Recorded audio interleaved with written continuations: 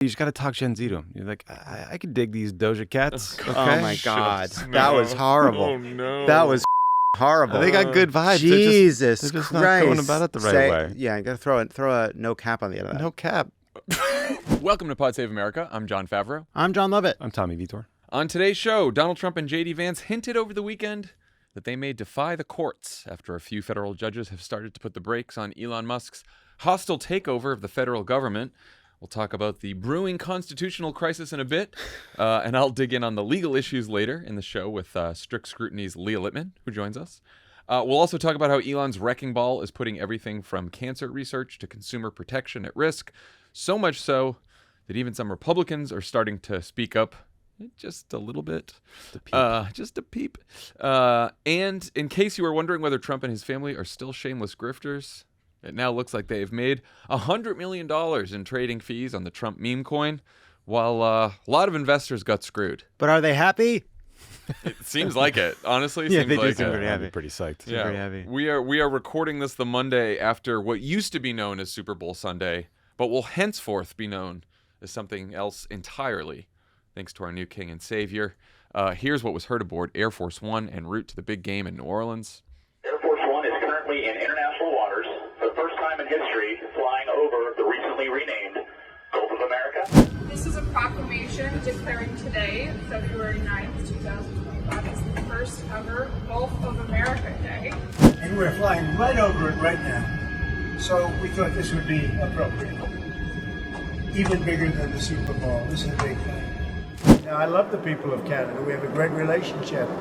But if they became our 51st state, it would be the greatest thing they could ever do. It would be unbelievable. It would be a cherished state. Because without the U.S., Canada really doesn't have a country. And if we say we want our cars to be made in Detroit, with a stroke of a pen, I can do that. Other things in addition to that would not allow Canada to be a viable country. There's a light over the United States. People are happy. They're more confident. The approval ratings for this country have gone through the sky. Is that what it is? It's a light over the United States? American people are taking solid shits. They're sleeping through the night. Where to begin, guys? I did find it notable that Trump was somehow able to insert himself at the center of one of America's last and certainly biggest monocultural moments. He sat down for an interview with Fox News' Bret Baier, part of which aired before the game. He also became the first sitting president to attend the Super Bowl, where he was cheered on his way in and left before the second half. What'd you guys make of him going and basically just being on our screens and in our faces even more than he was during the first term? God, so annoying. It's just so annoying. Just give me my Super Bowl. By the way, was that the Air Force One pilot doing that announcement? So we're getting Seems like a it. uniformed member of the U.S. military in on your political announcement about the Gulf of America? I mean, Check out this Norm's fag. I mean, Apple, Google are changing the name. It's all over the place. It's an even, as he said, it's an even bigger deal than the Super Bowl. And guess what? So true. Everyone thinks this is stupid. This is of all the shit that, like, the polls. It's not popular. And which surprised me. I thought people would be like, Gulf of America, cool. But it turns out even American voters smarter than that. I will say, though, if I were to think of the places that would like it the most, it would be that ring of kind of red America that runs from like Clearwater, Florida, up through the Panhandle, down through the down on the Texas. Greater Tampa. I'd love to Greater know. Tampa for sure. I'd love to know whoever thought of that before this became a thing with Trump. Like I'd love to know someone should do the history, an oral history of how Gulf of Mexico became Gulf of America and a Trump proposal. Yeah, we got to get that person and the guy who told Seal to become an anthropomorphic singing seal singing about Mountain Dew, and we send them both to Gitmo. That was it was definitely number one for a while, that song. In 1994, 93, 94, I can't remember exactly which year. Kiss From a I Rose? was in Yeah, 8th Kiss From a grade, Rose. so I think it was It 94, was associated 95. with Batman Yeah. Forever? Yes, Batman that's right. Forever. And then That's how I know it.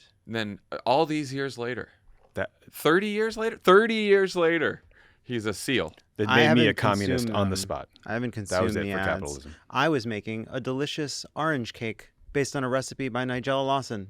And then I got a text from my father saying, "What is this?" which led me to believe that the halftime show had begun. So I did turn that on. Then I went back once the oranges were done steeping to making my cake. That's what I did. Dad's a Drake guy. Yeah, there were a few questions from parents in our home. Is there going to be another act 2? Is this just is it just this guy? Anyway, I really my thought about, first of all, Trump likes to flood the zone and he's out there all the time, and that's helpful, and everyone's made that point, and I do think it's a lesson for Democrats going forward who are running for president. But he really does seem this time around like he is more of a king in like the ceremonial sense, and like Elon now is the prime minister, just doing all the work, and Trump is he's just posting, talking. He's like a little more relaxed, He's holding court, he's hosting. You always say he's hosting, he's having a good time. And then like meanwhile, Elon's just running around breaking the entire federal government, eliminating services for people. Yeah, he's free. I'm not saying it's the worst model, by the way. Well, for like next, like I would like to have a Democratic president maybe next time who is out there all the time and just talking to the country the whole time, and then there's a whole bunch of people doing the work. So we are still very much in the honeymoon phase, Yes. and I think this is really effective for a couple of reasons. I think it was a point that Dan made in that conversation was that Trump paid for being compared with Ben Smith, which is a great episode people should check out. But Trump paid for being compared to Obama. He's now benefiting from being compared to Joe Biden, being out there more and active. And we'll get into the politics of all these different moves and what people are knowing, what people know is happening, what people don't know is happening. But fundamentally, he looks extremely active. He's everywhere. He's doing things. He seems dynamic. He seems like he's having fun, because I think actually for the first time as president, he is genuinely having fun, because he doesn't feel bound by any of the advisors who are telling him the rules that he didn't care about in the first place.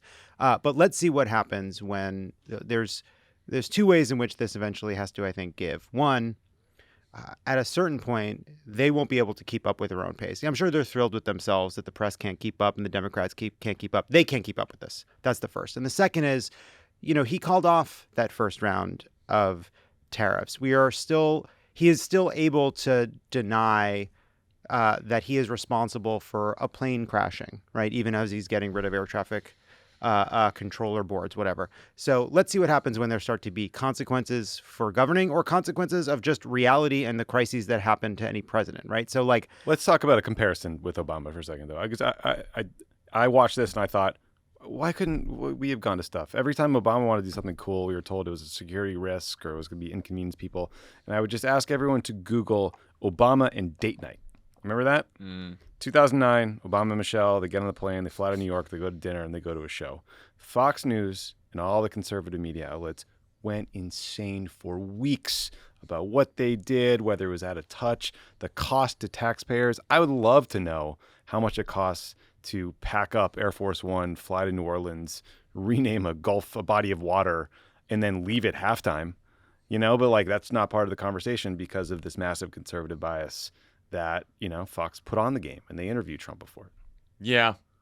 I mean, I don't know. I just think forget about comparing him to either Biden or Obama, like just aside from that, which are all good comparisons.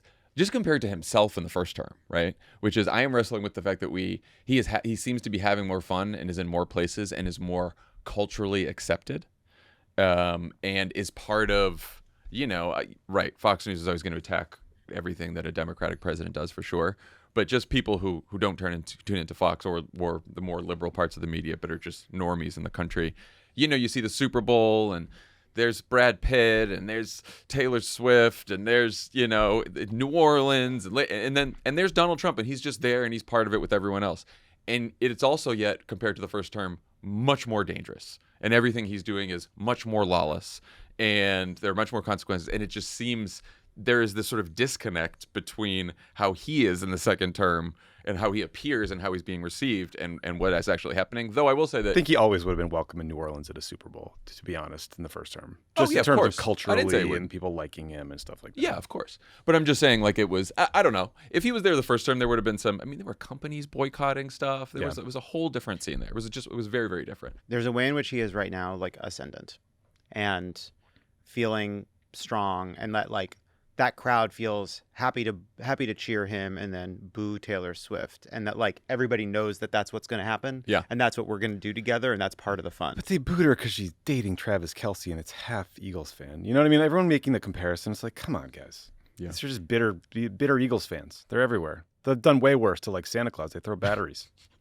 Yeah, True. I mean, he used to get booed more. At yeah, stuff he was earlier. one of the most. He he's used one- to get booed. One of the most He used to get unpopular presidents in American history. I mean, he was booed everywhere he went. He was booed at tons of games. Yeah, but I think like look, at this time in Joe Biden's first year, it was like 60% approval, and his staff was like pushing around that he was the second coming of FDR, and it was like that was taken somewhat seriously by various outlets, right? So that's just, I mean, it's true, and when we were sitting there like Joe Biden's doing great, look at that. So I guess we'll see. And We'll see. Joe Biden was in the CA box, I think. He was in the CA box, yeah. So we heard Trump once again talking about making Canada our 51st state, though every time he brings this up, it sounds like it started from like joke to maybe he's serious to that one that we just heard. That sounds like a threat. I Yeah. mean, that was it's good for them to do this, but also they wouldn't have a country without America. And with one stroke of the pen, I could make sure the cars are made in Detroit, which I didn't. I mean, What is he? Yeah, he's in Mexico invading them. What is he talking about? Tommy, how are our poor Canadian friends taking all of this? They don't like it. Yeah. So there was a YouGov poll. 77% of Canadians oppose Canada becoming a part of the United States. Trump also keeps claiming that the U.S. is subsidizing Canada, which is he just doesn't understand what a trade imbalance is. Like we buy a lot of oil from Canada. Thus, we buy more of their stuff than they buy of our stuff. But it is really pissing people off up there. I mean, there was a sketch on a sketch comedy show in Canada where you had two guys at a grocery store and they were talking about what products to buy, and one guy keeps scolding the other for buying American things and replacing it with the joke is that they're shittier, inferior Canadian versions of whatever it is, even maple syrup. And it's pretty funny, but it went super viral. And then I was talking to a Canadian friend today who Sketch said, comedy in Canada, what's that like? Is it sharp comedy? Do we like sketch comedy? That's they're famously good. Yeah, we owe a lot of our Canada. We stole it from them. That's one of our biggest imports. what was the famous one? This is killing me. New Kids in the Hall came from Kids in the Hall, Canada, Kids in the Hall. but a Yeah, ton okay. of like Jim Carrey, a ton of SNL people. Everybody's from Canada. Yeah, but on top of that, like there was that one clip of Canadians booing the national anthem at like a hockey game that went viral. Apparently, that's happening over and over and over again at NBA games and NHL games, et cetera. So I don't know. I do also think you have to view this in the context of like last week he announced that we're going to annex, ethnically cleanse, and then occupy Gaza.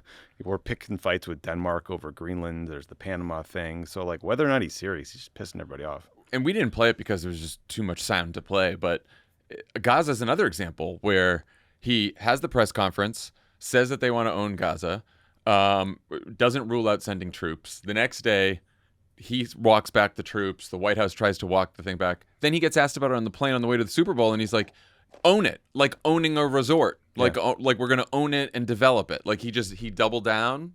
It is on the ethnic Gaza thing. cleansing. 2 million people live there. He wants to push them out and steal their land. That is illegal. Also on the Canada thing, I saw a piece that last week Trudeau was caught on a hut mic telling people that like, Yeah. telling people that like Trump is serious about Canada and that he thinks that Trump wants their minerals. minerals. Yeah. Well, the What are we doing? Are we Right. like a so I would a feudal lord now? What are we it's doing? really hard to. It's like hard to think about how to talk about this. I saw Tim Miller make this point over the weekend. I thought it was a good one because he pointed out that Trump talking about Gaza in this way, I assume Trump talking about Canada in this way, it's breaking through, right? It's the kind of thing that gets beyond where conversations around USAID and NIH grants and I mean, I would hope so. You Yeah, know? well- So the president of the United States talks about annexing the country to the north. Yeah. But but then like you'll sometimes see from Democrats, I go like, this is a distraction, right?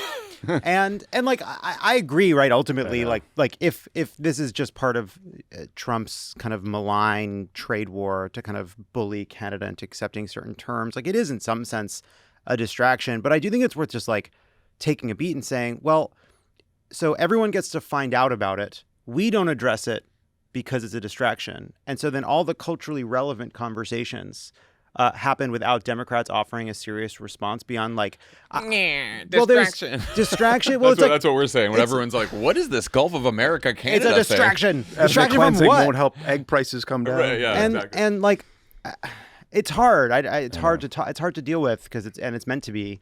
But the answers we seem to offer most often are like distraction, boy, this is crazy, and constitutional crisis. As if like if you add the word constitutional, it like unlocks a new set of like controls. I don't know. But I do think it's worth just being like, hey, like we really benefit from the fact that the world's largest border is safe and that there aren't skirmishes between us the way there are in the Himalayas between China and India. Or Europe. Russia and Ukraine. We benefit a lot, right? That France and Germany aren't building trenches as often as they used to. or like even more basic than that.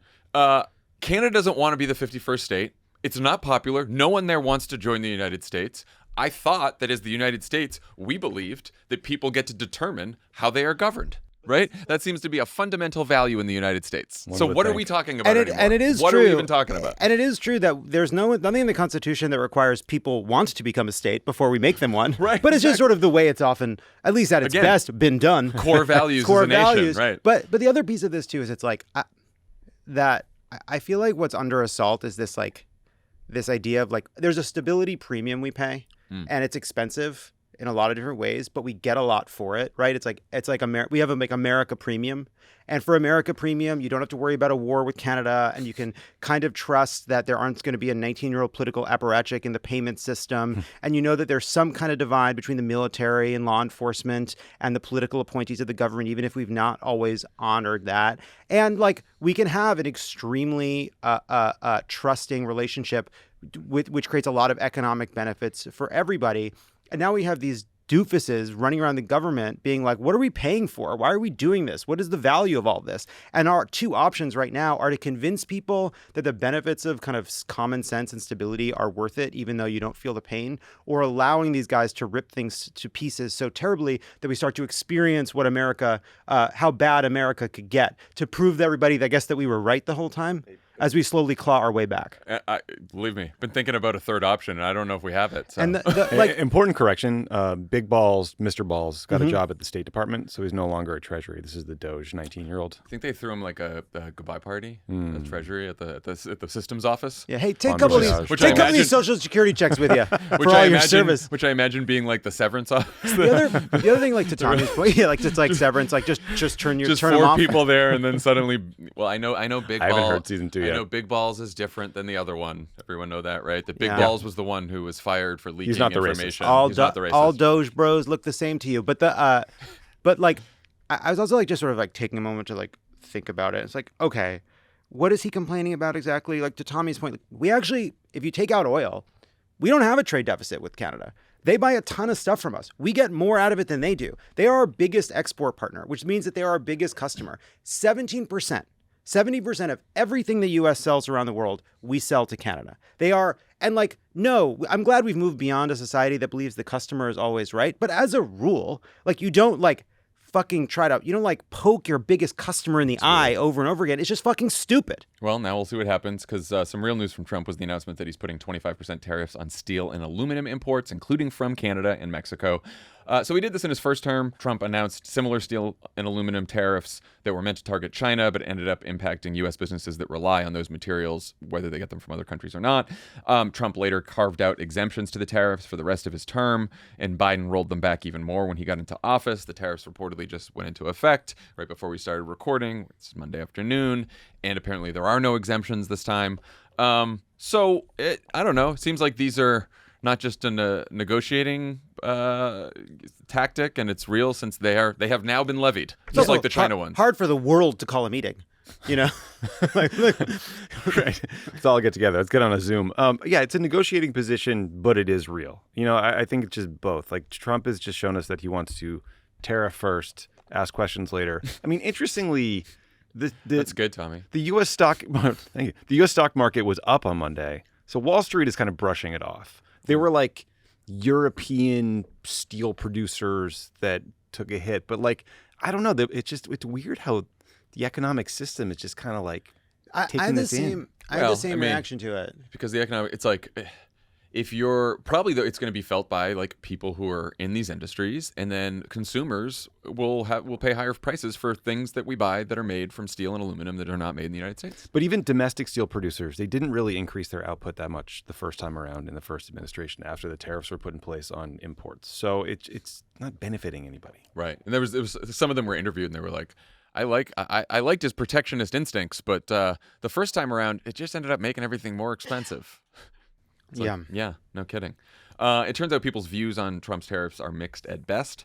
A new poll from CBS over the weekend about Trump's first few weeks in office show a slight majority favors tariffs on goods from China, but even bigger majorities oppose tariffs on goods from Mexico, Canada, and Europe. Maybe because most Americans see those countries as our allies. Right. The poll also shows that 66% of voters think that Trump is not focusing enough on lowering prices, though his approval rating is at 53%, with around 2/3 of voters describing the president as tough, energetic, focused, and effective. What do you guys make of the poll? And especially the discrepancy between how people feel about Trump's economic agenda and his focus on lowering prices and how they feel about Trump's presidency overall.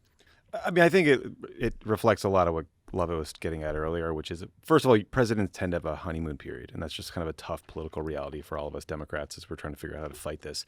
And also, as much as I want to throw all of Trump's campaign promises in his face, like the price of eggs is not down, you have not ended the war in Ukraine, et cetera, you said he'd do it in 24 hours. I think most voters get that it was a shtick and they're going to give him some time to actually get things done. But moreover, like, they just see him doing stuff. He's active. They might not like all of it, but he's doing things. He's taking action. He looks decisive. He's on the TV. He's signing shit and holding it up. No one can read what it says. But, you know, they, I guess, seem to like that so far. And, you know, to feel the pain on this stuff, it's going to take some time. Like, the response on should the U.S. annex and occupy Gaza was like 13% in favor, like 47 something opposed, 41% were like, huh? You know, like most people were like, what? You know, and I think over time, if we slapped tariffs on Europe and Canada, if we really do have a military occupation in the Middle East again, people will not like that. Like the Elon stuff also, I think, will not wear that well over time, but it will take time. It doesn't wear that well in this poll. In this poll, there's a lot of people who are looking at this and saying, I would like less or none of him. Thank you very much. A billionaire interceding and having so much sway over the government, which I also took as a good sign. Yeah, I think we have a lot of ideological criticisms, obviously, with what Trump is doing. We don't like the way that he's doing it. But if you're not like kind of thinking about like the value of forbearance and the ways in which it has been done in the past and why a government that moved more slowly and deliberately is ultimately more valuable because over time we all benefit from that, the safety and security of that kind of a system. Trump is he is moving so fast. They are doing a lot. It is not just the perception of it. They hit the ground running in a serious way. It's like genuinely impressive in a dark and sinister way, but it's nonetheless impressive. And if you're turning on the news every day and hearing about all these different things Trump is doing and all the different criticisms coming out of it, you may not like all of it, but like in comparison to how people felt about Joe Biden being basically absent, I imagine for a lot of people it's a welcome change, even though you're like, I didn't want, like I wanted the border under control. I wasn't in this for some kind of for cuts that I don't totally understand. I was in this to get the economy in better shape and prices under control and to feel like I understood what my president was doing. So that I think it kind of reflects kind of what we've been talking about. I think the normies just aren't paying attention, and the normies are most of the country.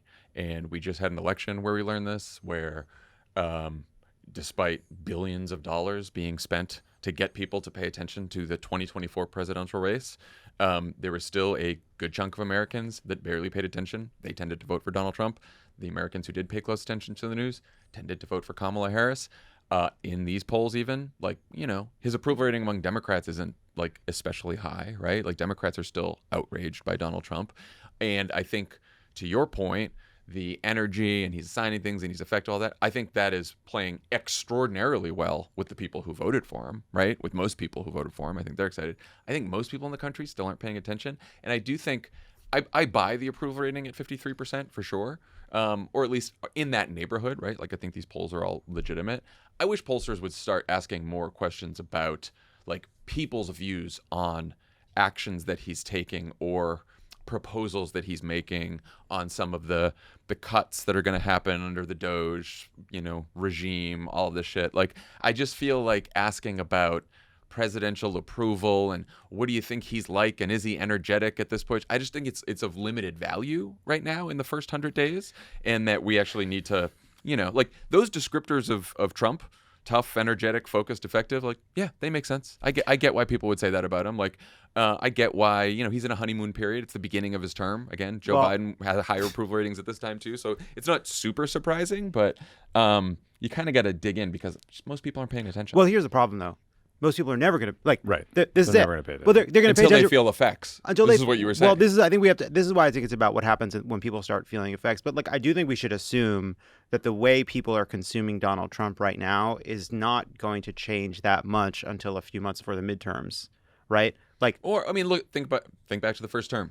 His lowest approval is January 6th. Everyone's like, obviously, of course, and tied, maybe even lower in one of them is ACA and tax cuts, because in ACA the country was like, oh, we don't like paying attention to the news, but you know what, we might lose our health care, and all the other shit that we obsessed about and we talked about on this podcast and everyone else in the media talked about didn't really make that much of a difference in his approval rating, but those things that were going to affect people actually did. So we're waiting for acute moments of focus around big signal political events, either crises or legislative moments. Fine, but my point is only that day to day, in between those, this is the kind of Trump we're going to get, a Trump that's kind of everywhere, swamping the news. And we need to be able to figure out how to make an argument during those times, because if we're just waiting for things to either get bad or for them to actually try to pass something terrible, we're kind of just yoked to his news cycle. And even the people not paying attention, I agree, that's the majority. What they're seeing is Trump at the Super Bowl, Trump doing stuff. And they're like, oh, that's cool. That looks fun.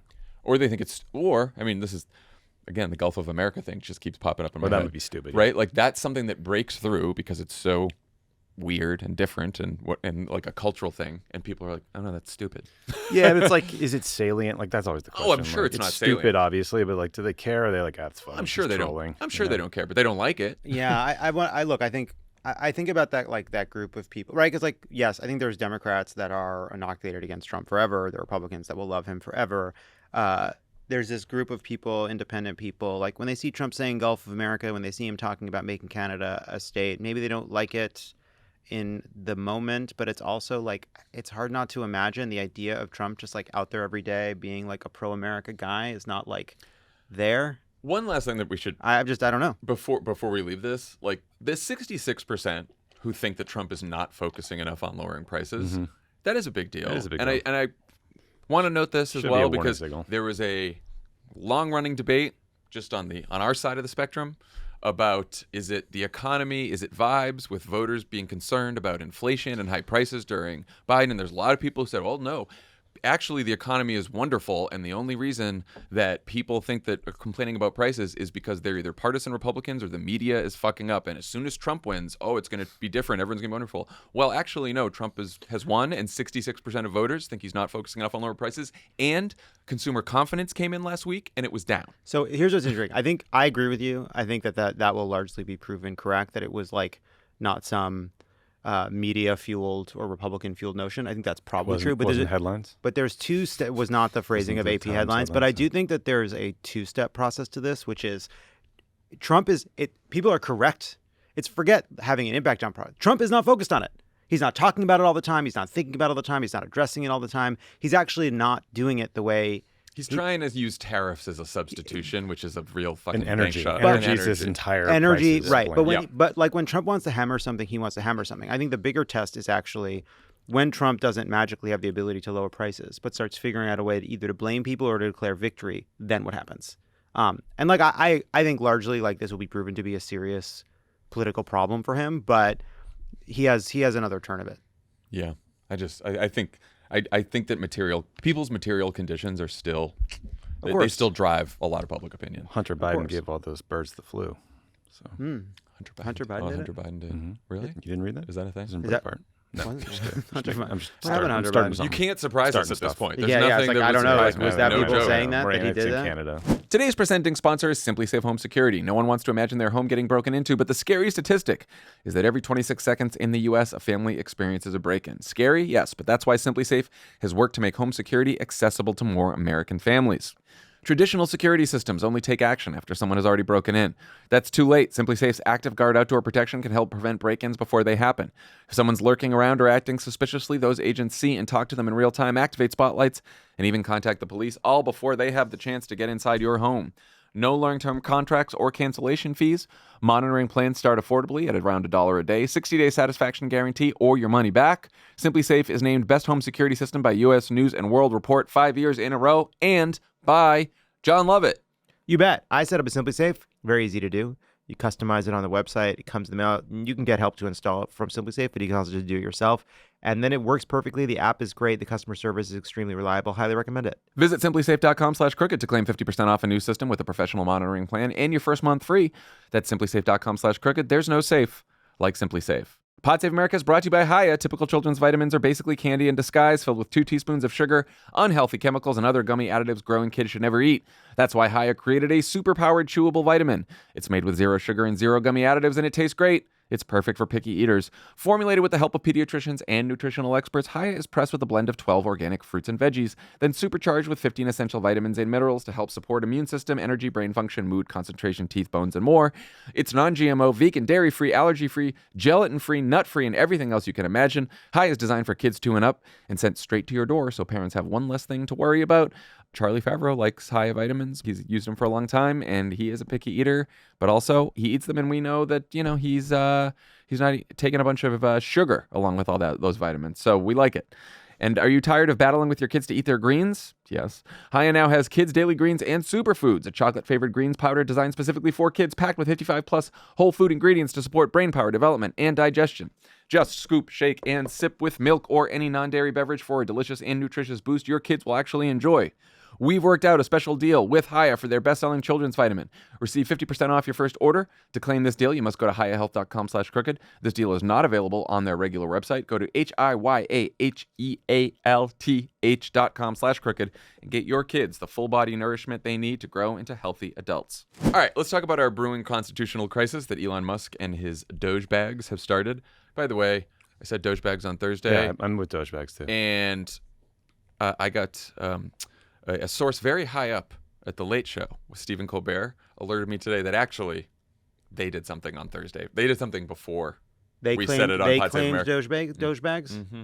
So I just want to say, it's all yours. We walk in your footsteps, and I'm glad we're on the same page. Yeah, I think we just wanted to get away from calling everyone bros. Yes, that's right. Because it's sort of because our culture is not our costume. No one's ever called us pod bros in a complimentary way. No, it's I don't always, know how many. Never been complimentary. always condescending. How many skirts I have to wear, how many lockers I have to get shoved into to stop being called a fucking bro. Not enough. So what is my? keep I wearing guess I them have and bro keep energy. getting in those lockers. Yeah, unbelievable. Anyway, on Monday afternoon, a federal judge ruled that the Trump administration hasn't fully complied with multiple orders to unfreeze federal spending. That followed a ruling on Saturday that Doge can't access Treasury's payment systems. Only trained civil servants are allowed. Elon and MAGA World are furious over this ruling. Elon called for the judge to be impeached, also proposed annual elections to eliminate the worst judges. I don't know if you know. That's his new thing. But the most alarming reaction, I think, came from Vice President J.D. Vance, who tweeted, quote, "Judges aren't allowed to control the executive's legitimate power." When Trump was asked about this by Bret Baier during his Fox News interview and then again on Air Force One, here's what he said. 19 states' attorneys general filed a lawsuit, and early Saturday, a judge agreed with them to restrict Elon Musk and his government efficiency team, Doge, from accessing Treasury Department payment and data systems. They said there was a risk of irreparable harm. What do you make of that? And does that slow you down on what you want to do? No, I disagree with it 100%. I think it's crazy. And Bottom line, you say you trust him. Trust Elon? Oh, he's not gaining anything. In fact, I wonder how he can devote the time to it. He's so into it. J.D. Vance said judges aren't allowed to control the executive power. What's your take on that? But we're going to see what happens. We have a long way to go. And we're talking about fraud, waste, abuse. And when a president can't look for fraud and waste and abuse, we don't have a country anymore. So we're very disappointed with the judges that would make such a ruling. Small thing there, but when Trump was talking about Elon and he was like, I don't know where he finds the time for this. I know. It just betrayed just a hint of Trump always is very good about like, I know where the American people are. I know what you're thinking. You You're know like, what's going on with this guy? I gotcha. You know where he finds the time? Not parenting.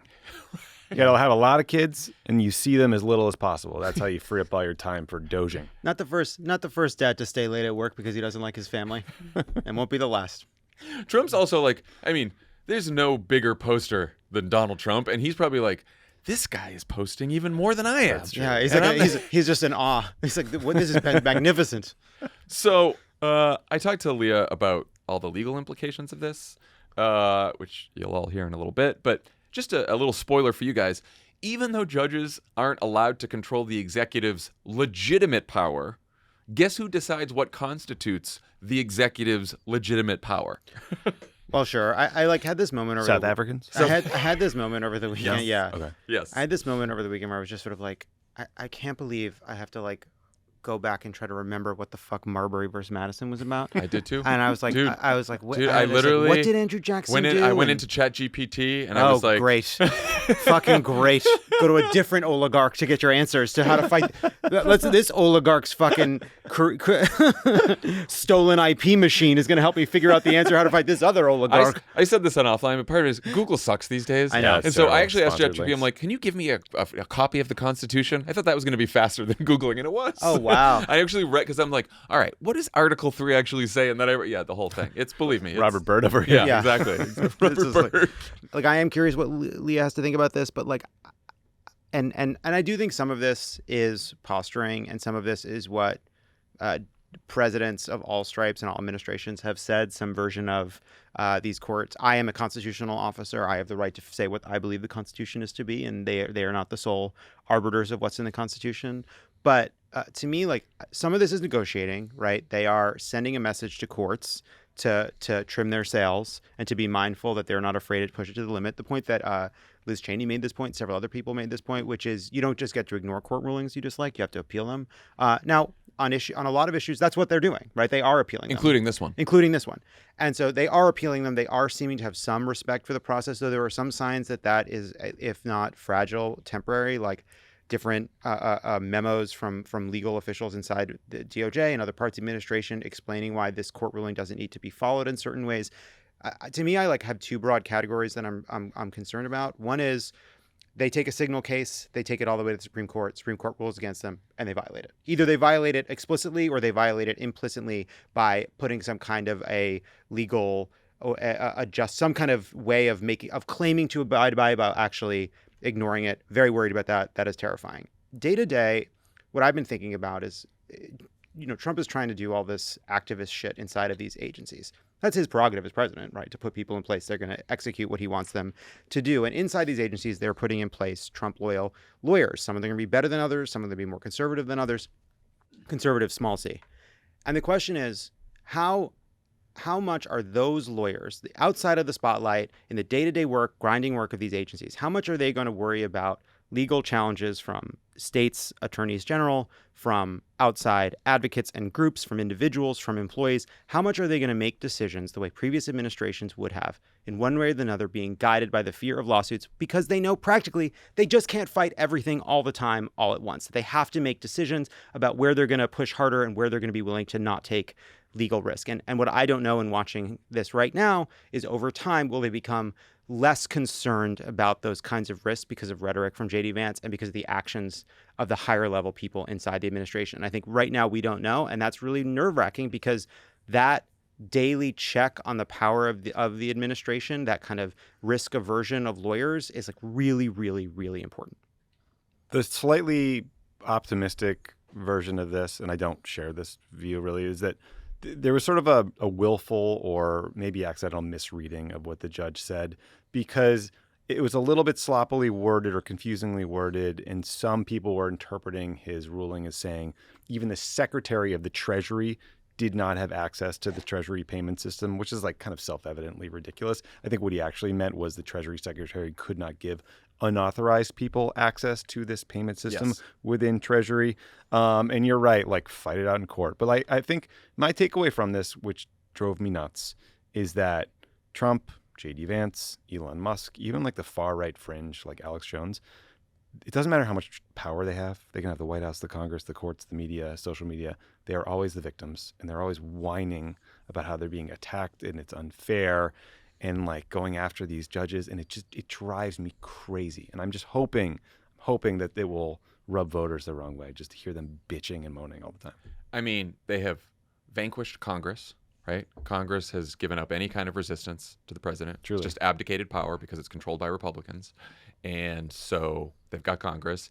And, they're feeling pretty good about the country and where public opinion is. And I think they have decided that the judiciary is the last obstacle, the last villain left. You missed one, which is the media, which they now view as an unnecessary, sort of like a kind of ignorable component. Yes, just adding that for just sure. just for sadness' sake. Right. And some of that is, look, the attacks on the media, but some of it is just the balkanization of the media, which we've talked about a million times. So yeah, definitely. And so Offensive word. Balkanization. Shame on you. It's Trump's president. It's fine.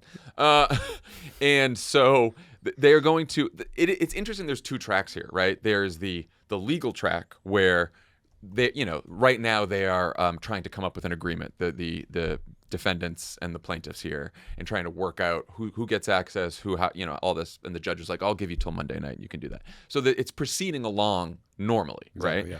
But the public relations component of this, the messaging component, is everyone in MAGA world and Doge world and everything just attacking the shit out of these judges and saying that they're corrupt and they're awful, and we should. And Elon Musk being like, we should vote judges out. I mean, it's so the danger to me is maybe not necessarily in what happens in this individual case, right? Although maybe it is, but now we are turning the guns toward the judiciary system and turning everyone's fire towards the judiciary system on the right and like that's where I think it's dangerous. I think judges have been murdered. Yeah, Yep. I would in add the to your list past. physically scared. 100? Mitt Romney talked about it. They are for physically security. scared. I think Yep. that's real. I think that they are being cowed into making more less far-reaching rulings. Yep. But then you look at Elon. It's just also some of this is just like, God, the combination of just like the malevolence, but the idiocy. It's like they should be impeached. And it's like, do you know that word is just to launch a trial? You understand that the Senate won't convict? Have you thought about it? Do you not care? You just firing off notions in a fit of pique. Because these judges will not be removed. The Senate there's no 2/3 vote to remove these senators. Ignorance. Willful He doesn't ignorance. care. He's like, I'm smart about rockets and cars, and so I must be smart about everything else. And if I don't know about it, who the fuck cares? If I don't know, it doesn't matter. Or it's not important. And actually, it shouldn't be important. Right. It's embarrassing that you care about that.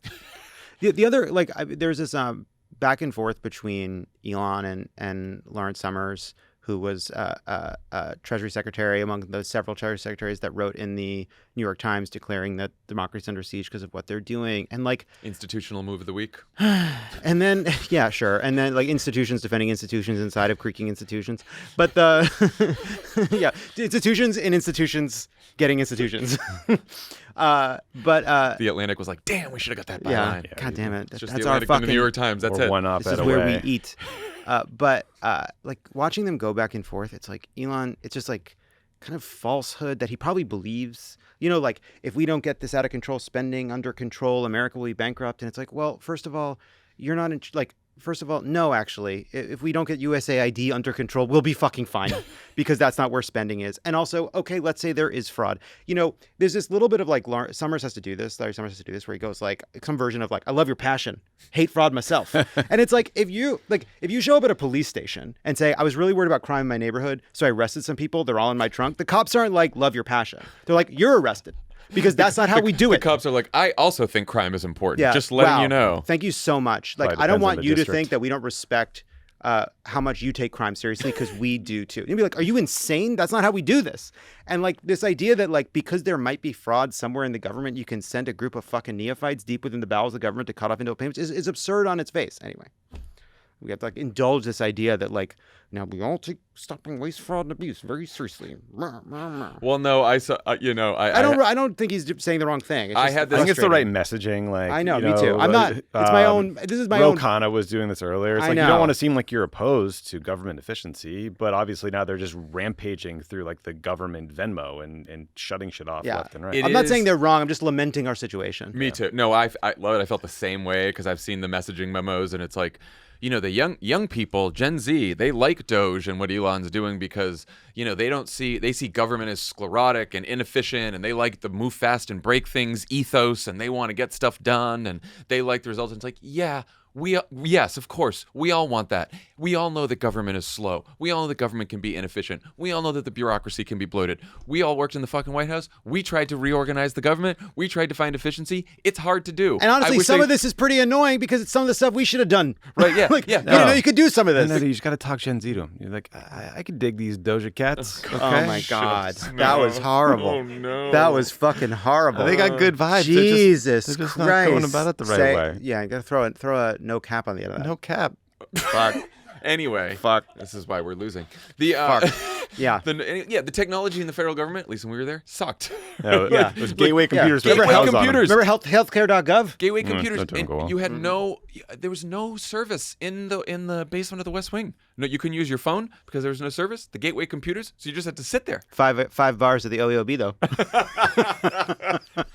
But anyway, the fact that you're right that the fact that you have to do that now, all of that throat clearing before you're like, but you know what? It is bad that when everyone has signed off on a payment, Congress has mandated it by law, and everyone's fine with it, then some random 19-year-old racist, maybe he wasn't, not racist. 26-year-old Big racist. Balls is not racist. 26-year-old racist. Thank you. 25-year-old racist, whatever he was. 6. The guy who thinks 5, that all the Indians should either go back to India or be automated out of a job. Sorry, that guy. Yeah, they're in charge of just cutting off payments now. That's how we fix waste and fraud. Well, the reason I bring it up is only because like I do think like as we talk about how to talk about this, part of it is that like we have there's a lot of ways in which we're kind of doomed to speak this way right now because we all kind of understand that there's a lot of people that just don't trust Democrats at all, and so like we have this like extra step we need to take to kind of like I don't know figure out over time to claw back some credibility. But like Trump doesn't have to do that when he talks about a Democratic prerogative, right? He's not just like, no, they're making some good points. No, he just says they're fucking criminals. Well, the Washington Post had a pretty eye-opening piece about Elon's big picture plans. They quote an anonymous U.S. official as saying, quote, "The end goal is replacing the human workforce with machines. Everything that can be machine automated will be." Yeah, it seems like that. Doge is also trying to shut down the Consumer Financial Protection Bureau, or CFPB.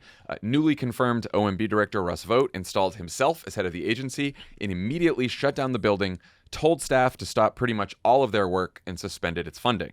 Meanwhile, the National Institutes of Health, or NIH, announced on Friday that it would be making huge cuts to the grants they provide scientists, researchers, and universities to come up with all kinds of scientific and medical breakthroughs.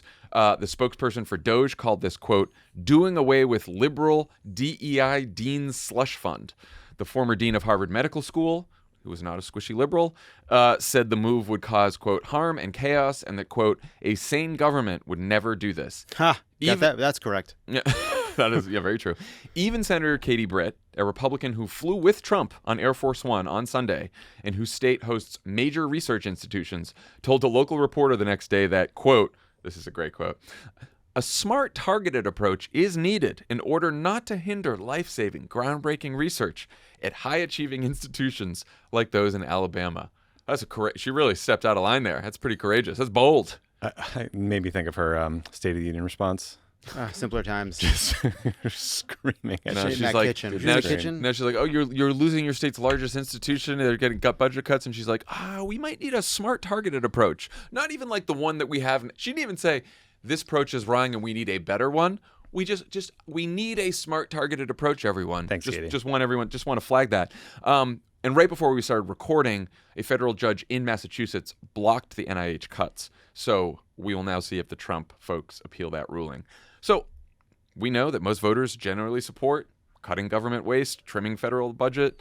It does seem to me like gutting cancer research and a consumer watchdog that takes on big banks and credit card companies is potentially the first like really unpopular fight that Doge has picked. What do you guys think? Pick this fight. I am shocked by how stupid this is. I mean, what NIH is saying is that grant recipients can spend only 15% of their grant money on so-called indirect costs. But indirect costs are the building where you work, maintenance for your lab, the microscope, support staff that help you comply with safety regulations.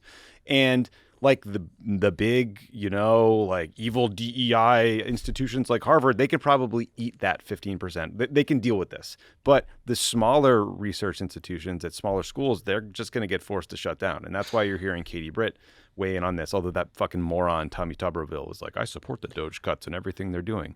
But he doesn't know where he is. It's not just the long term. He also hated the halftime show. It's not just that's also from that same interview, I believe. It's not just the long term impact on medical research and finding cures and all the things we want medical research to do.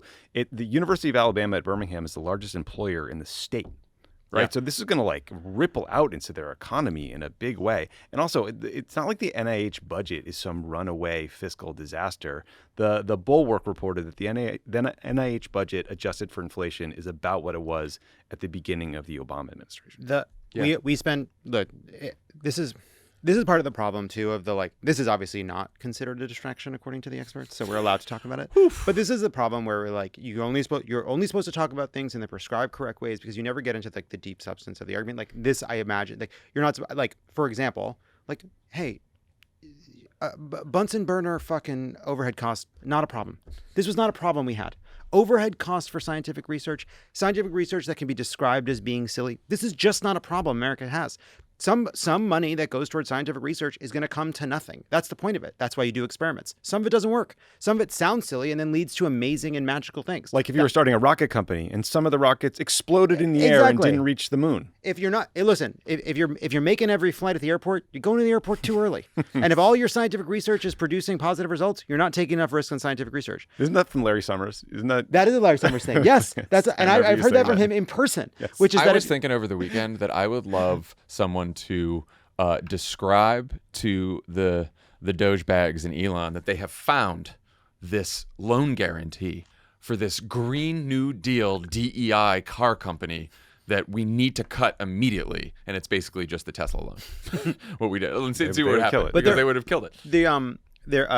Sam Stein at the Bulwark. We're really Bulwark freaks today. But he had a story that basically a lot of these Republican Congress people who are not saying anything publicly, their constituents, some of whom are federal employees, others just have concerns about what's happening in their districts, are getting letters from Republicans saying, I too am concerned about the way in which this is being implemented. I too have concern about the freeze. I too am worried about your privacy. And there was a Republican member of the House today that I think for the first time making the point that Congress's approval on certain decisions isn't just a good thing to have or a nice thing to have. It is a legally necessary thing to have, whether it's cutting budgets or eliminating the Department of Education, that the president simply does not have the right to do anything. So I do think that like the first step is not, I agree with you that Republicans in Congress have largely just sort of given up.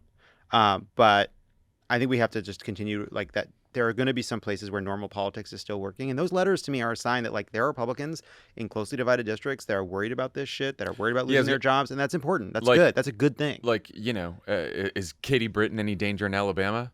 Maybe not. But there's this woman who is a research professor at University of North Carolina. She was posting over the weekend that this could like decimate their children's hospital, their outpatient care.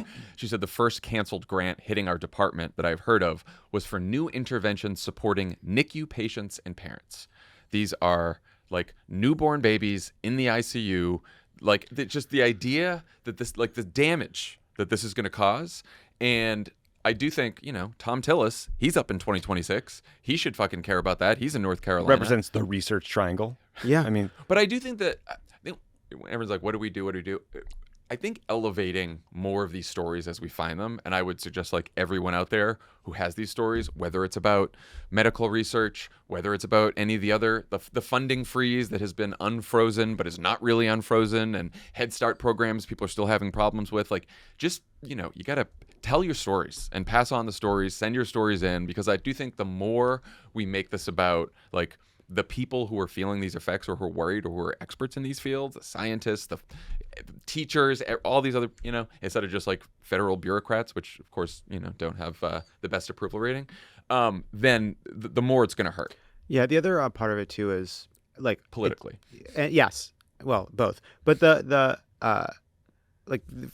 Inflation Reduction Act freeze is starting to hit farmers who decided to take a chance on one of these programs, right? There's all kinds of conservation programs that involve required investment. They made the investments, and now all of a sudden they're not getting the payments they expected. It's risking their farms. It's risking their families' livelihoods. And like that's a real consequence. And there are plenty of partisan people who are pretending it's actually not Trump's fault, or trying to elide the fact that it's a political decision made by Trump and that it's the government that's failing them. There are a lot of, I think, people that want that to be the case, even though everything on some level everyone understands what's going on here. And like, you can't deny, like, there's only so much Trump can do to deny that reality. And so making sure people understand that reality is really important. There's one more point I wanted to make about this, which I like, is like, how do we talk about the fact that they're doing this? You know, CFPB, one of the most effective government agencies, done an incredible amount of good. $800 million budget, by the way, and $20 billion returned in like to consumers. Exactly what you would want government. Not perfect, makes mistakes, I'm sure, but like exactly what you would want your government. Just a tribune for working people against the rapacious giant financial corporations. Trump has sent all those people home. They're still getting paid. So Donald Trump's cost efficiency is he's basically given a snow day to federal officials because they don't like certain parts of what the government is doing. Because they attended a diversity training in 2014 somewhere. And so right now, the American people are paying government workers to sit at home instead of go after big banks, try to cure diseases, try to prevent diseases in foreign countries, whatever it may be. Those people are still getting paid in their houses. Like, I do not understand. Like, that to me is like worth mentioning. At least they're not tainting our federal government with their wokeness. Yeah.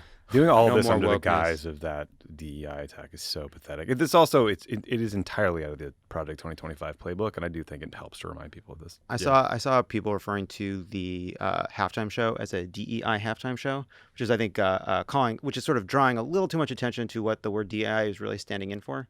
Now it's just any person of color or woman who has any kind of position of authority or influence is DEI. That's that's the new thing now. Yeah, Benny Johnson, the TP USA plagiarist, tweeted, "Hey NFL, it's Trump was elected. We're not going to pretend we like bad halftime shows anymore." And I was like, yes, people famously never complain about the halftime show. Like, that's what Twitter was invented for. It is because back to your point though. They're the victims all the time. They have to play if they have nothing to complain about, they have nothing.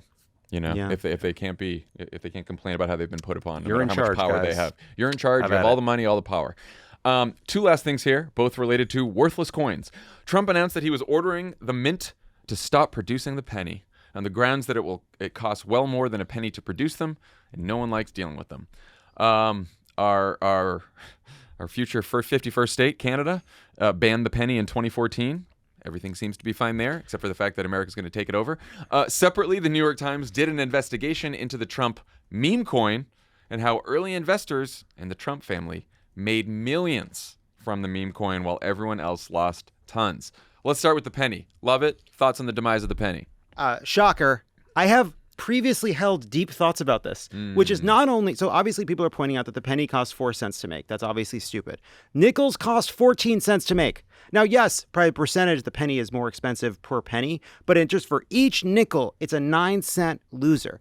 Here's what we should do, everybody. Get rid of the nickels, too. What we should do is we should go what we have now. You have to go a little bit further. Just you stick with me. Don't take my quarter.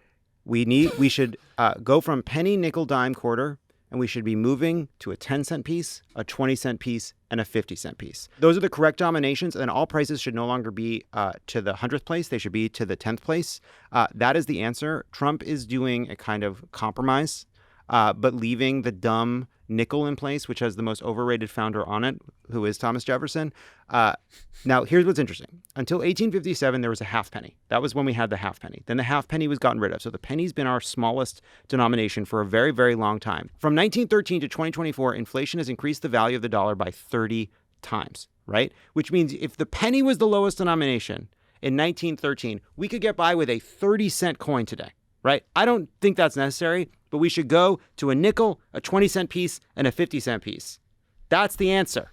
And that's how Democrats can have their own positive agenda.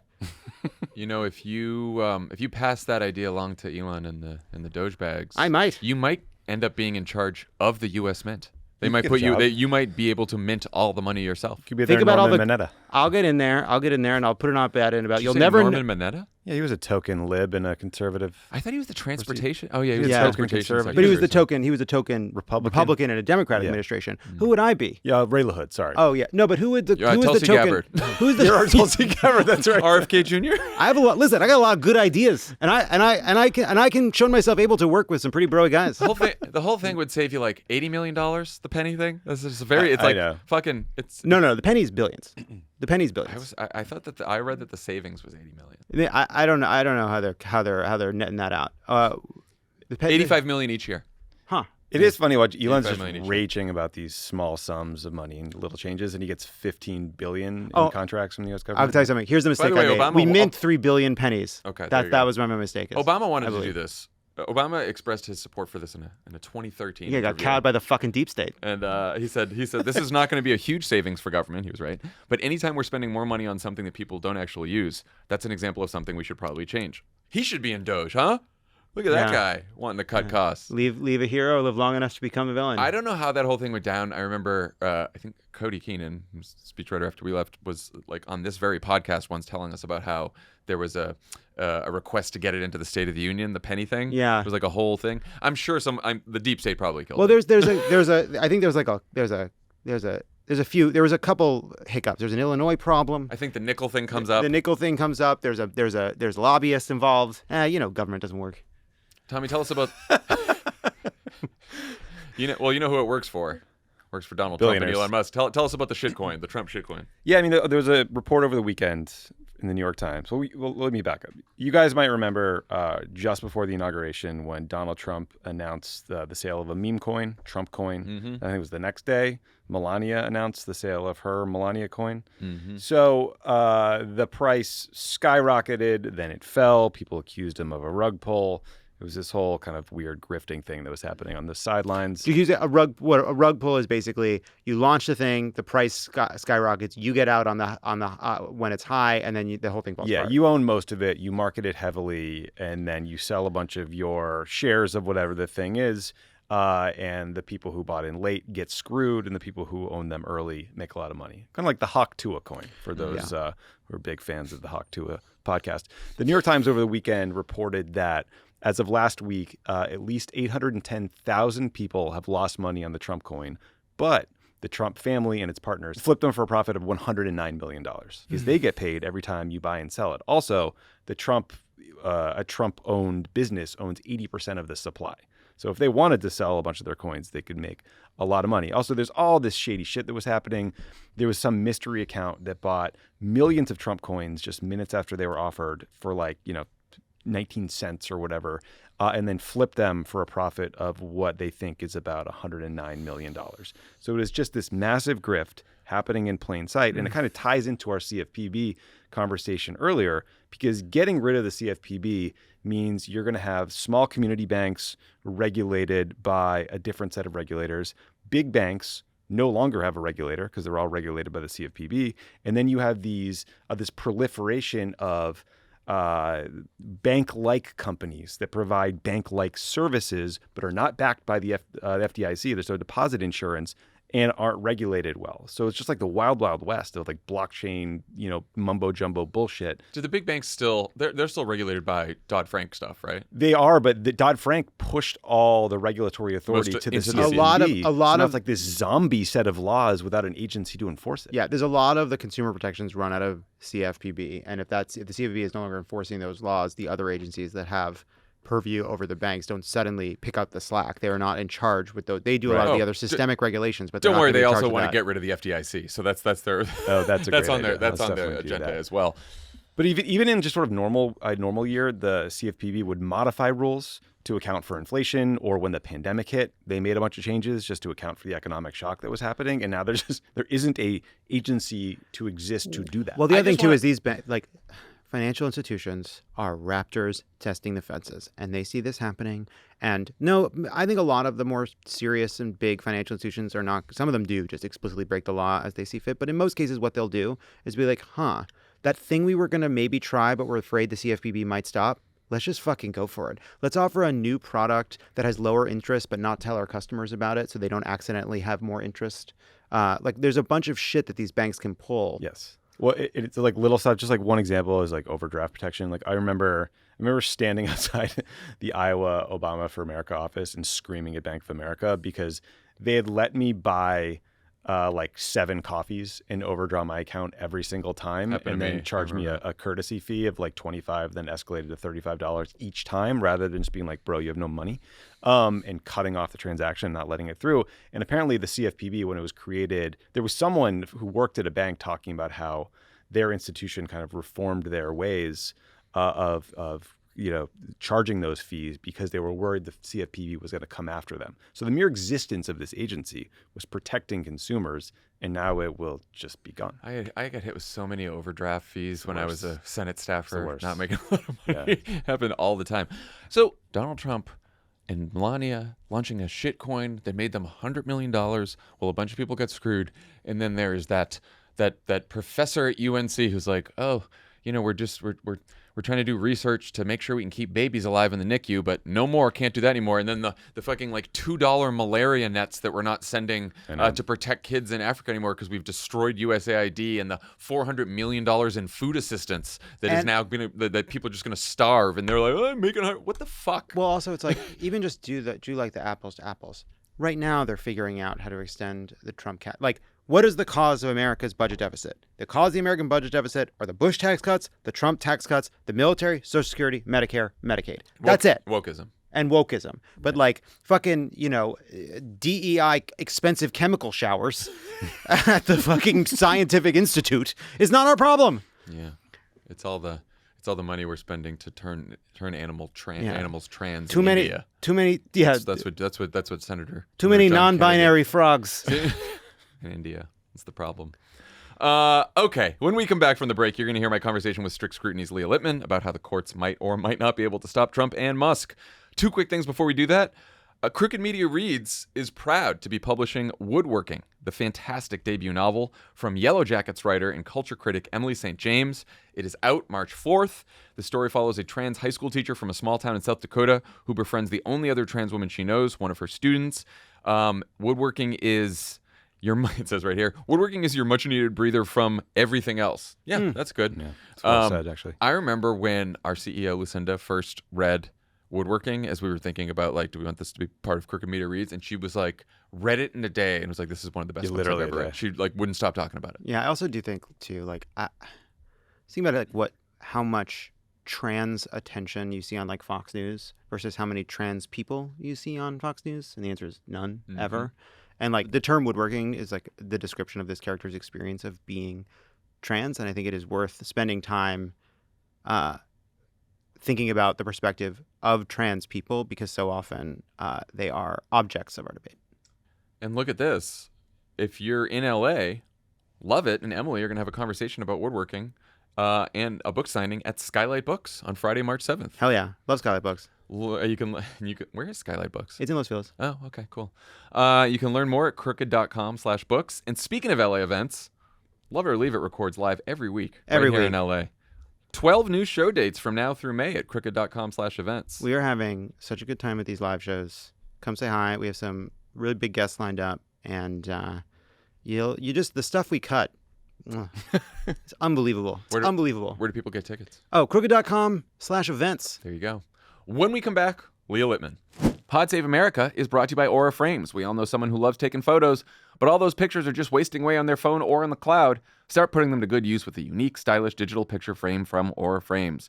It was named the #1 digital picture frame by Wirecutter, and for a good reason. It's so easy to set up, and they have different frame options. Share photos or videos from any device, and they will instantly appear on the frame. No memory card required.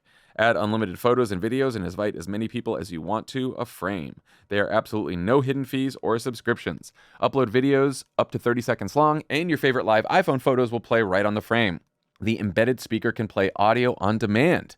It takes about 2 minutes to set up a frame using the Aura app. You have complete control over who has access to your frame, and the Aura app lets you share photos more securely than with email, which many other digital frames require. Aura frames have meticulously calibrated high-resolution displays. Unless you look really closely or see photos transition, you'd never know it's a screen. This is true. I know this because we got one for my parents for Christmas, and then I went to their house and I saw it set up. I set it up for them, so I bought the present, took it out of the box, set it up.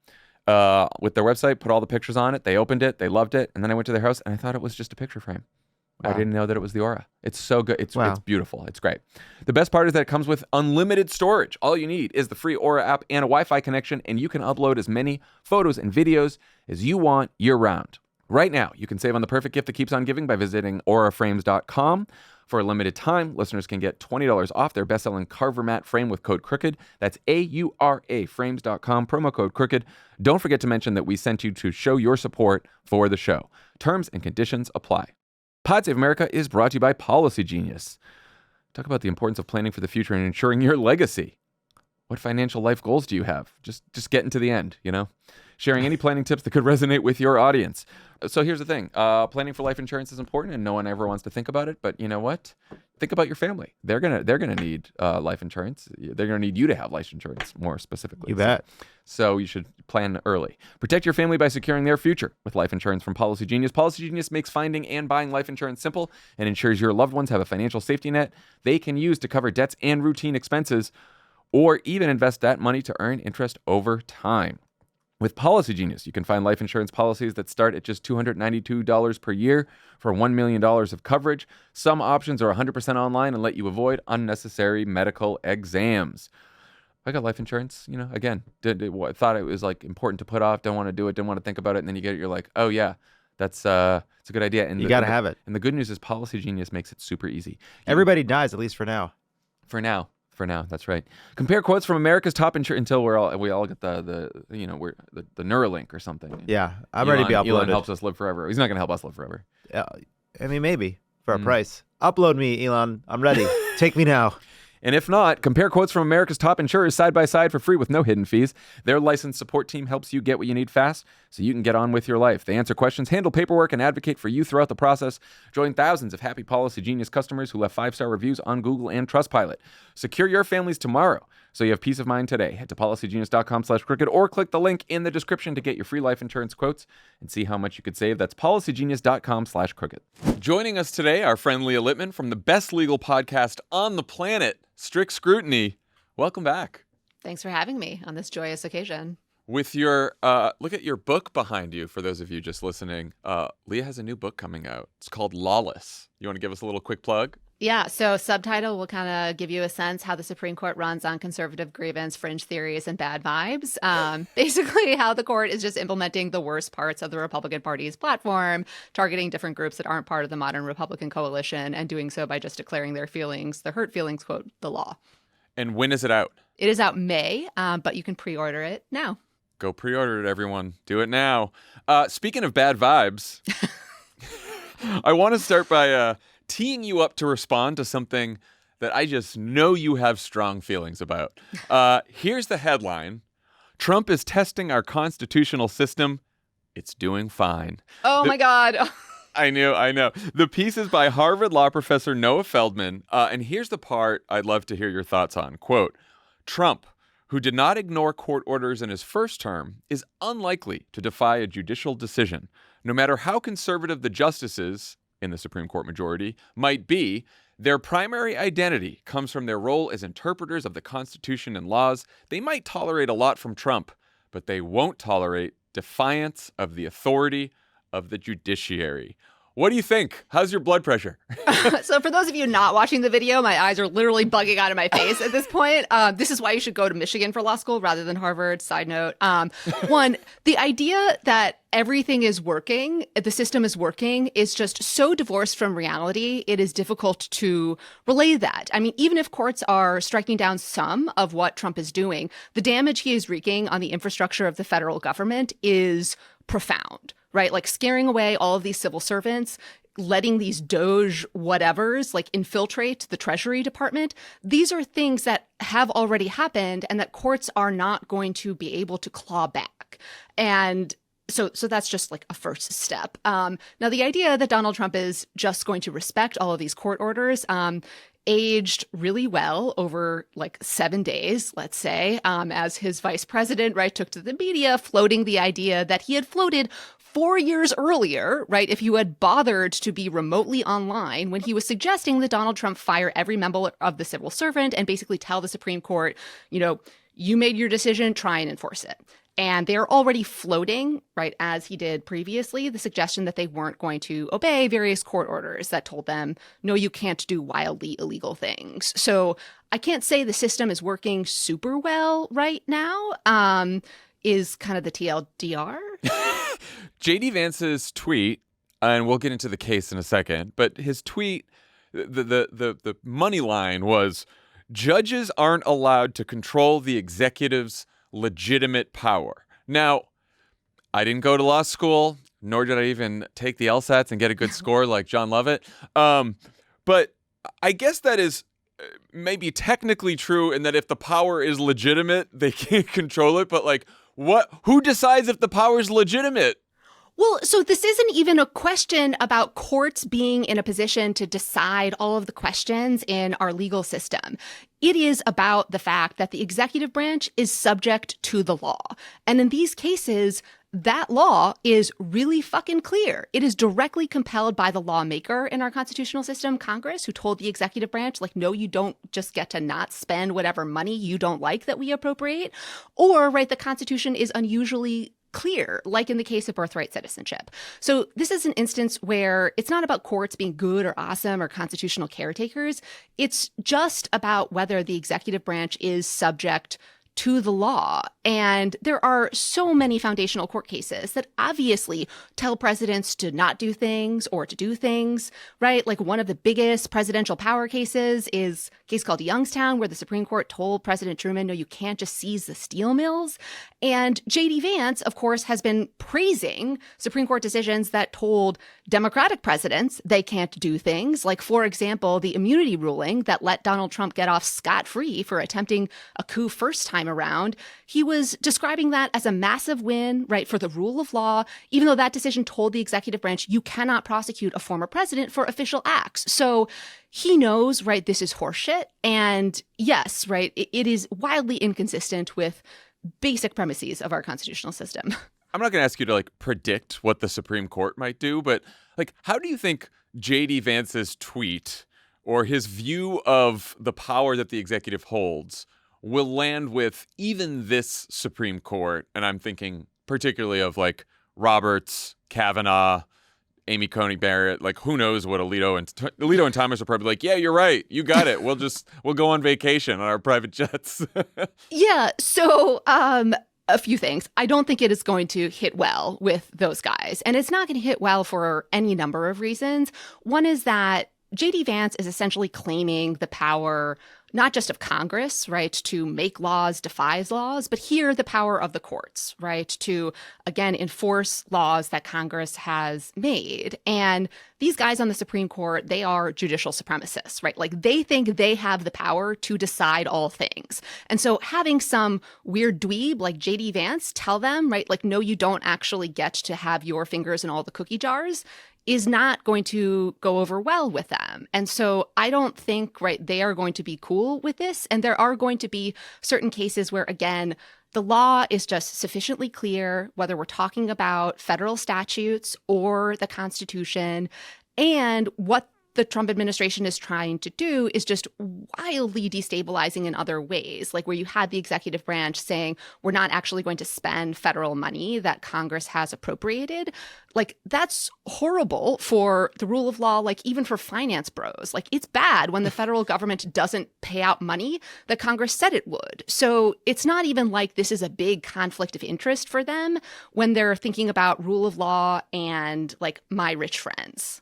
So the ruling that seems to have really set them all off in MAGA world over the weekend came from U.S. District Judge Paul Engelmayer in response to a lawsuit brought by state attorneys general over access to the Treasury payment system.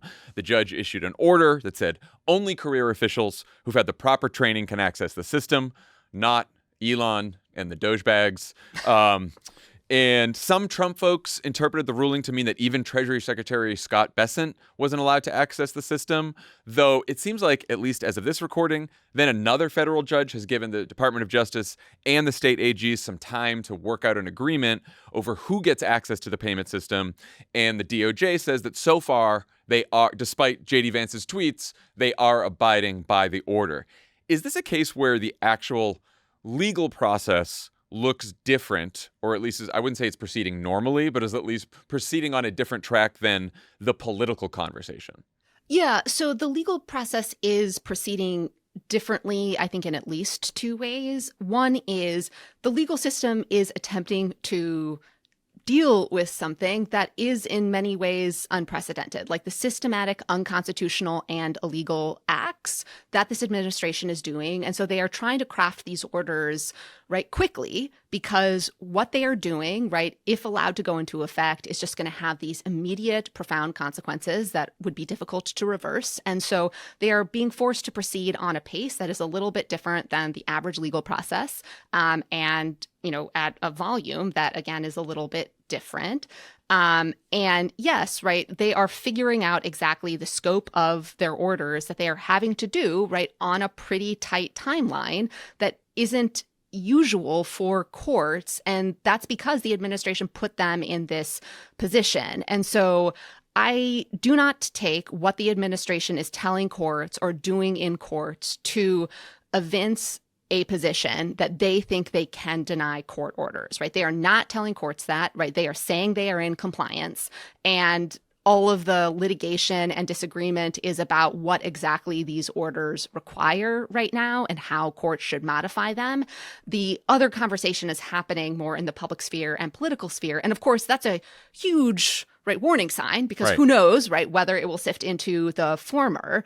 But it does seem like, at least for now, right, they are not adopting the express position that, like, fuck it, let's just do it and be legends. And that's something.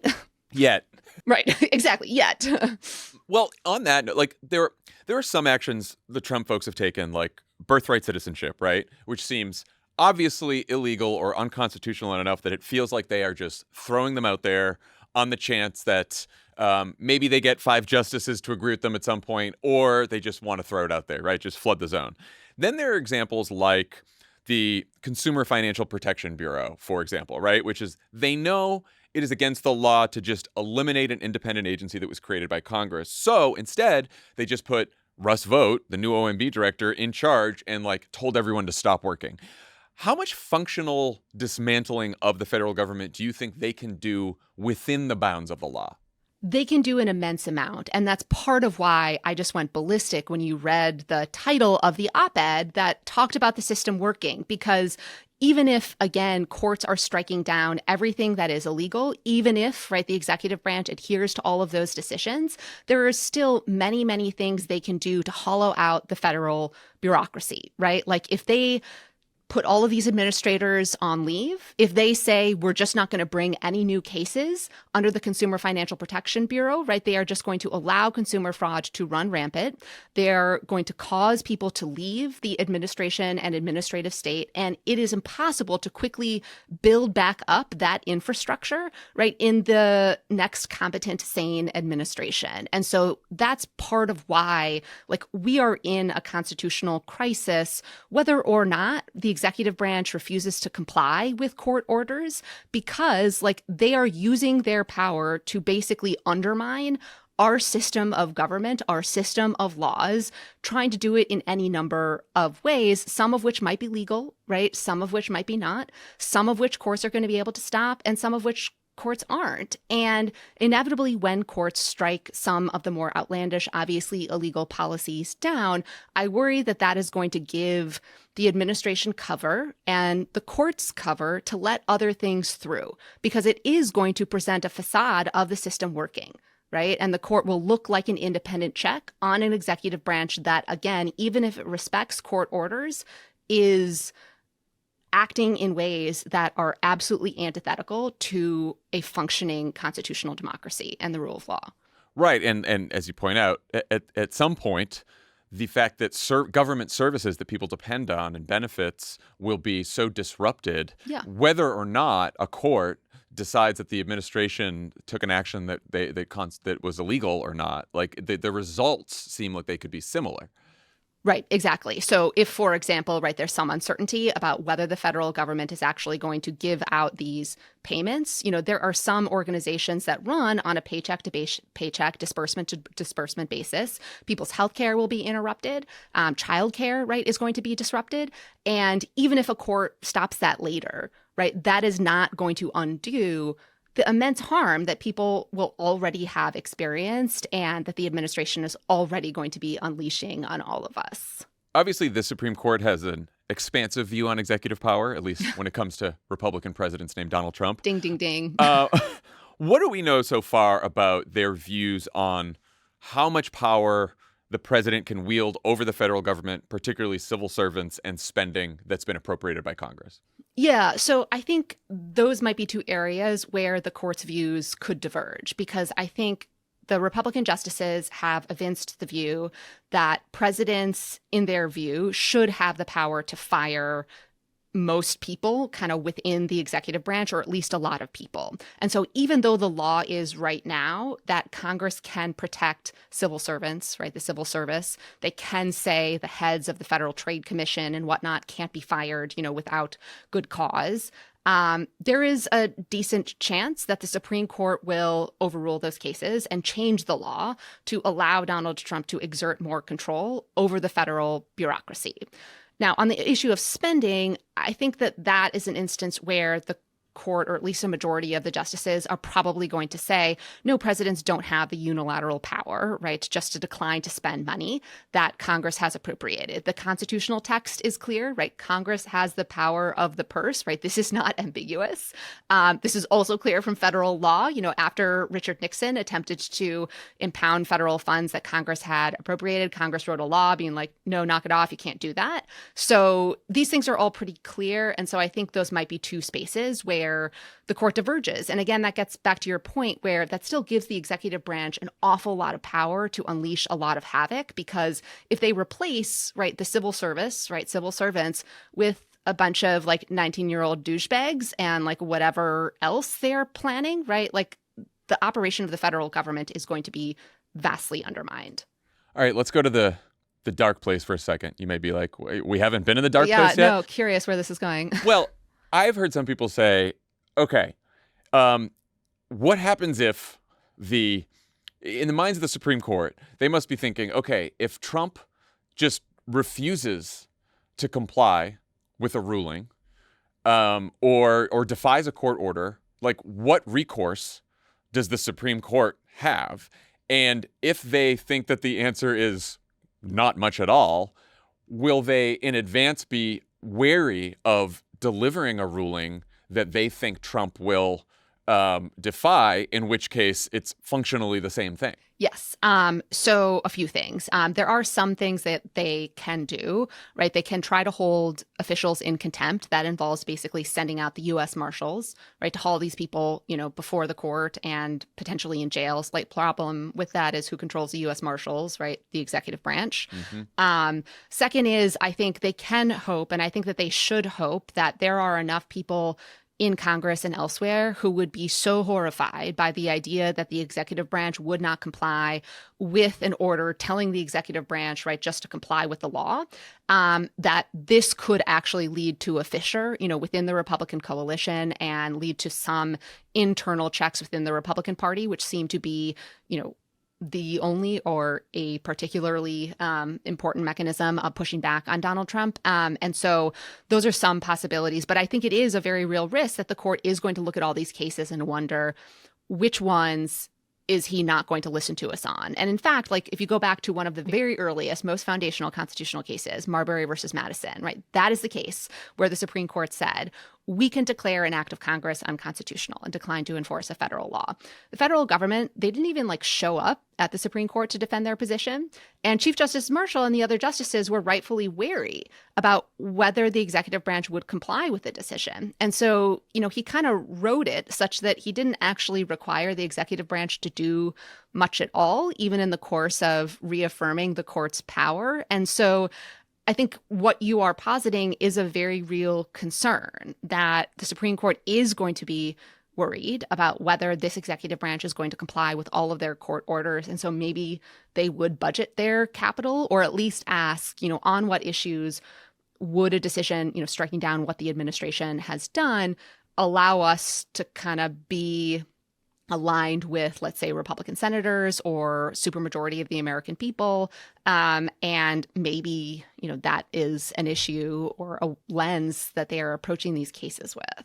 I mean, there's a recent potential example of this, even though it may seem smaller scale, which is like, it seems like the Trump and the DOJ are just ignoring the Supreme Court's ruling on the TikTok ban, which is like they've given themselves an extension to get some kind of a deal done. The law says an extension is only allowed if there are already, quote, binding legal agreements in place for TikTok to divest of Chinese ownership, which there are not. There is not a deal in the offing. They're not just figuring out, crossing the T's, dotting the I's, negotiating and need an extension for that. So is that right, first of all? And like, why does no one seem to care about this? Yeah.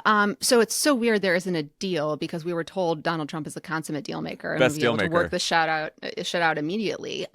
So I actually think that example is a little bit different than the worst case scenario we were talking about, because the Supreme Court in that decision, what they said is this law is constitutional. Right. Mm-hmm. They did not purport to require the president to do something or prohibit the president from doing something. And so the president is not technically in violation of the court order. Now, what he is in violation of is the federal law itself, right? What Congress has said. And that's, going back to what I was suggesting earlier, like that too is a constitutional crisis. Like presidents do not have the power just to say that federal law is optional, right? Like no one has to listen to that one, right? That's a problem too. But it's a little bit different than the situation we're imagining, which is whether he would actually defy a court order.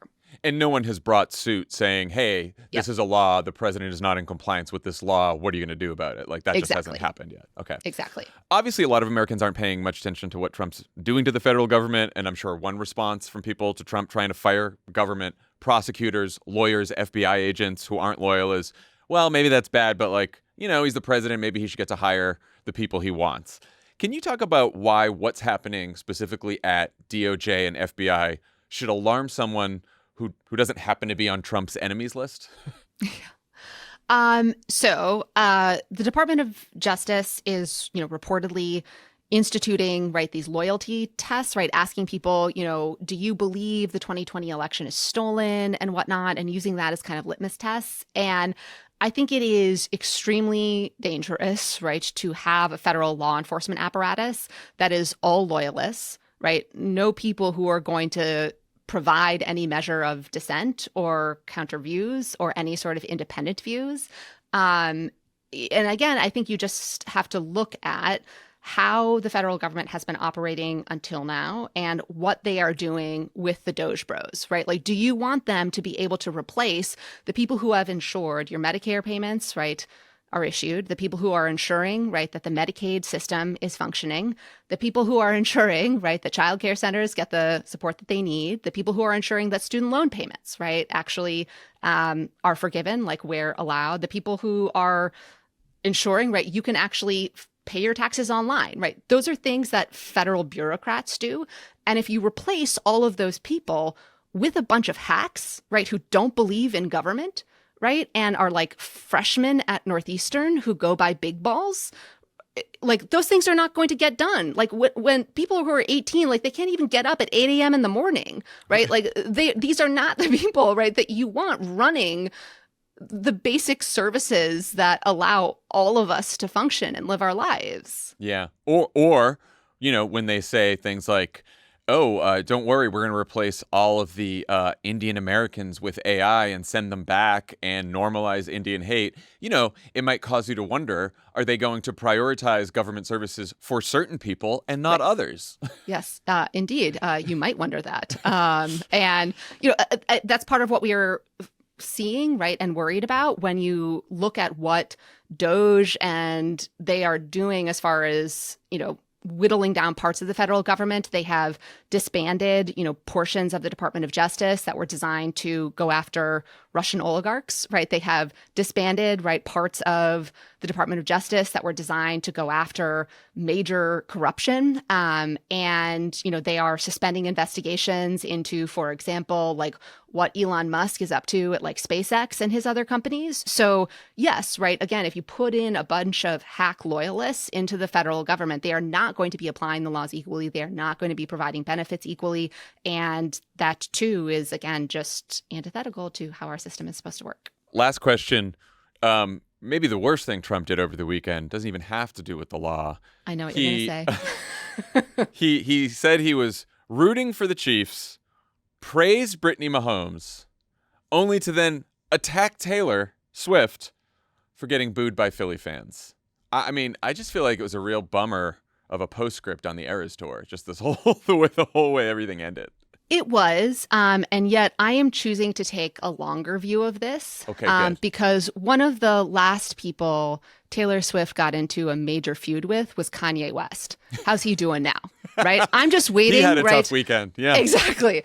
I'm just waiting for her to like pull a Kendrick Lamar on him as her Drake. Maybe Reputation, Taylor's version, when it comes out, will have some of this, the original was a sort of a Kanye Kim thing. Maybe this will be Trump. Or this is the secret hidden album Karma, right? Oh, where yeah. she just unleashes karma on him. All right. See, we needed to end this with some hope and optimism. Leah, thank you so much for joining us as always. And everyone, go pre-order Lawless. It's out in May. And then, of course, if you're not already, listen to Strict Scrutiny every Monday. Thanks.